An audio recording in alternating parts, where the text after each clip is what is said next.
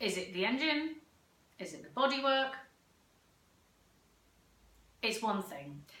It's the fuel that you're going to put in it. Put the wrong fuel in that car and the car is absolutely nothing. The engine cannot function. So exactly the same with us. And I know you'll have heard that analogy before, but it is so true. You are absolutely what you eat. What you put in your body, what you let past your mouth and you let past your teeth. It's down to you, and you are a product of what you let past your teeth. At a very basic level, therefore, our food is just fuel. But there is good fuel and there is bad fuel. There are positive, nutrient-dense calories and there are completely empty calories which are doing you no good and will contribute to dis-ease. So you become a product of what you put in your mouth, what you eat, and also, most importantly, what your body is able to absorb, what your system is able to take into it. And what I mean by that is there is absolutely no point eating fantastic food, cooking from fresh, ensuring all your fresh fruit and vegetables are going in and you're getting your nutrients if your system isn't functioning well enough to be able to digest that. And if we don't have that, and if we're not putting the right fuel in, then obviously we have breakdown. That's when we become ill. So it's a balance versus dis-ease. Everything is about a balance. Our diet, nutrition and lifestyle is balanced against poor diet, stress, toxins and environmental factors. And immunity. And going back to what I was just saying about being able to absorb our food. Building an immunity means that we have to have gut health. And this is something that I have been banging on about for years with people that I've worked with. Even my products had healthy bacteria in them. Everything starts within our gut, and our gut provides us with an immunity for the whole body. So when we're ill in winter, if we are able to guarantee that we have the right bacteria that is working for us, then we can avoid many of the illnesses that are commonplace. It is the single most important thing, I believe, that you can do to nurture good health or all-round good health in the rest of your body. And I would refer you to my previous blogs on Eat, Nourish, Flourish, where I have looked at gut health and where I've looked at Candida.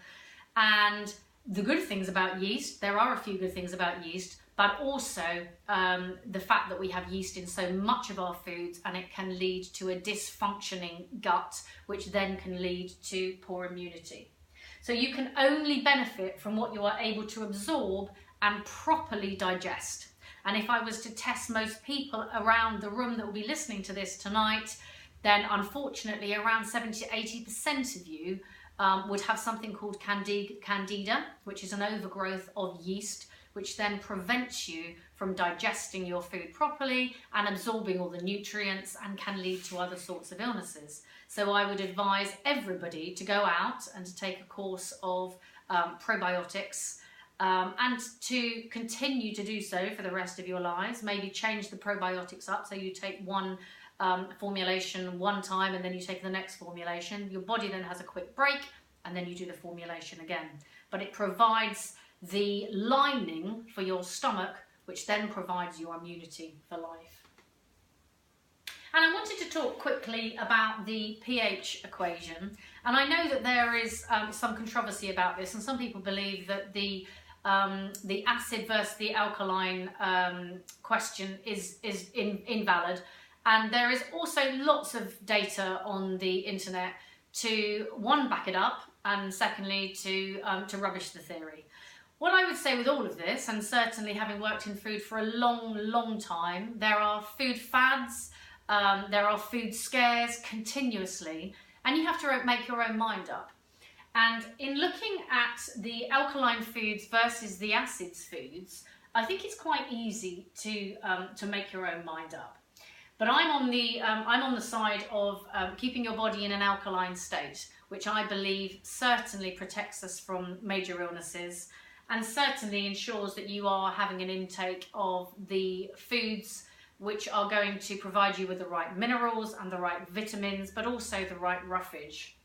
And total healing of chronic illness takes place only when and if the blood is restored to a slightly alkaline pH. And you can test your pH either with the saliva or with urine, which is very, very easy to do. And according to many health researchers, total healing of chronic illness takes place only when and if the blood is restored to a normal, slightly alkaline pH, which is what I've said twice. So if we look at the food on this scale, on the one side, we have things like bread, we have things like wine and alcohol and coffee, which is extremely acidic. And in some ways, coffee is just a type of drug to our system. We have milk, we have fizzy drinks, carbonated drinks, cheese, meats, all of that comes on the acidic side of the spectrum. And based against that, we have all our fruits and our vegetables and water, which is a perfect pH 7, celery, perfect pH 7, lemon juice. People often think that lemon, because it tastes acidic, is going to have a pH which is going to move it into the acidic side of the sector. It isn't. Lemon juice is the most fantastic way to start the day. One of my favourite drinks for summer is to make a white tea. And within that white tea, I will put some lemon juice, I will put some cucumber. All of that is alkalizing. It's wonderful to have in the sun, and provides you with the vitamin C as well. So all of the things this side of the spectrum that we're being advised anyway these days, that we don't need 5 pieces of fruit and vegetables, we need at least 7, which I think makes absolute sense, and most of that needs to be vegetables rather than fruit. But everything this side of the spectrum, obviously, avocados, as I say, all fruits, all vegetables, waters, melons, everything that side is alkalizing. So when you look at that and you look at everything the other side, I think that the idea that alkalizing the body is beneficial for us is a no-brainer. I don't think we need to look into too much data to understand why that might be slightly better for us. And I'm going to move on now to look at some really funky foods, because when I was working with my previous business, I looked at using out-and-out superfoods. So superfoods, really, the definition means they provide you with more nutrients than anything else. So I use things like lucuma. I was using cacao, and cacao is a superfood because it's high in antioxidants. I was using maca, which is a root. It looks a bit like ginger, but it's an adaptogen, so it works with your body to heal and balance what needs balancing. But having done that, and having had 3 children and cooking from fresh every night and life being quite manic, I have played around with foods that are just everyday foods as well, and come to realise that actually the foods that we have every day, or the foods that we can have every day if we're cooking from scratch, are just as beneficial and just as super, and they all have their own qualities. And I think it's a lovely idea to think about the food that we're eating, and certainly the qualities that they have each time we're eating them. So tomatoes, did you know that tomatoes can give you sun protection because of the lycopene? So eating a certain amount of tomatoes will certainly give you more protection than the person next to you who isn't having any at all. I'm not saying don't put any sun protection on at all. In actual fact, coconut oil is wonderful in the sun, and there are some lovely natural sun protection oils and lotions out there at the moment. But tomatoes are fantastic and contain lycopene. Garlic, everybody knows garlic is anti-inflammatory and has so many benefits for us. It helps build immunity and fights infections and colds in the winter. Often if you have a bad throat, it's enough just to chop up a little teaspoon of garlic, have it with lots of water, and that will alleviate any throat conditions. Celery, as I said on the previous slide, has an incredible pH of just pH 7. And it is incredibly alkalizing. So have a stick of celery a day. That will be wonderful for you. Actually, a couple of Brazil nuts. I'll come to talk about supplements a little bit later. But Brazil nuts contain something called selenium, and selenium often is reputed to help us and may help against different cancers. So Brazil nuts, not only are they fantastic in protein, but they do contain selenium. Chocolate nuts, seeds, turkey, fatty fish. These are happy foods. They are high in something called tryptophan, which triggers serotonin in the brain and makes us feel good. And as we grow older, and as we were talking about depression a little bit earlier, tryptophan can be really beneficial in keeping our mood stable. So those foods are very, very important for us. And fatty fishes. In actual fact, essential fats in general. I could do a whole session on good fats versus bad fats. But essential fatty acids are very, very beneficial for our brain. Again, keeping our mood stable, and also fantastic for our skin. Avocados. Avocados was, I mentioned that earlier when we were talking about a number of degenerative diseases. Avocado is the complete food. If you're going to go out for a day and you haven't got time to pack up anything else but an avocado, you'll be okay. It contains absolutely everything that you will need for your nutrition for the day. Water, we know so much of our body is water anyway, so therefore we must ensure that we are having 6 to 8 glasses of water a day. And we must ensure that we are continually flushing out all of the toxins that we are taking sometimes. I often imagine our body as a river and keep flushing it with lots and lots of beautiful clear water. Pineapple, did you know in pineapple there's a digestive enzyme? So if you eat a bit of pineapple before you have your meal, it's beneficial because it starts the digestive process for you. And not only that, but it tastes totally delicious.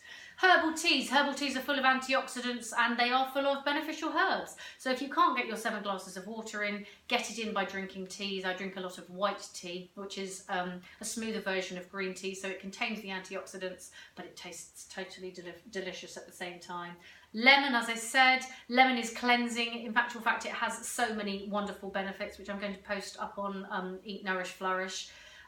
Too many for me to mention here, but certainly lemon in the water, lemon in hot water or cold water in the morning can be beneficial for so many things, from your skin to giving you vitamin C to alkalizing you.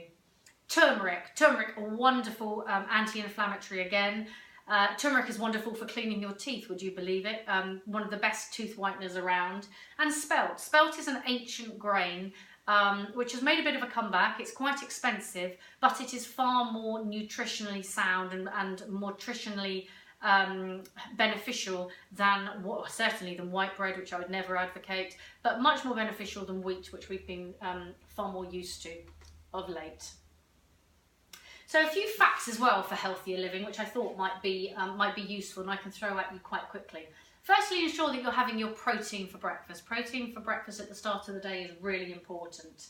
If you can, one of the things that I do is make a smoothie where I throw everything in there. So I ensure that before I've left the house, I have my chia, which is going to give me long-lasting, slow-releasing energy, little chia seeds. I will have at least 3 pieces of fruit in there, and I will throw a massive dose of spinach. So I'm also getting my iron and I'm getting some leafy green vegetables before I walk out the house. And I'll either combine that with some almond milk or I combine that with some coconut water. I'll also throw some strawberries and blueberries in there for antioxidants and some nuts, so I've got some protein. And I often throw a little bit of yofu, which is a yogurt equivalent made of soya or yogurt itself.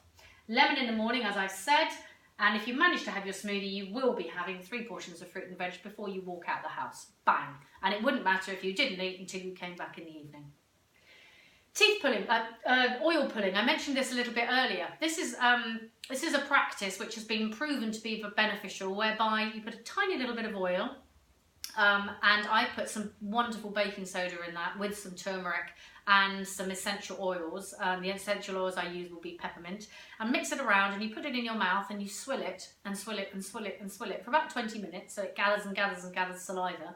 Not only does this clean and pull all of the toxins and little bits from your teeth, but because you are doing that, then it is said to draw out the toxins from your body as well. So it cleans your teeth. One, it actually makes them feel delicious afterwards. Coconut oil is wonderful for cleaning your teeth. And you'll run your tongue around afterwards and you'll feel how special that feels. Deodorant. Deodorant is a big one. It's a little bugbear of mine. Lots of women will shave. They will put a deodorant straight on full of aluminium chlorohydrate, goes straight into their lymph nodes, straight into their system.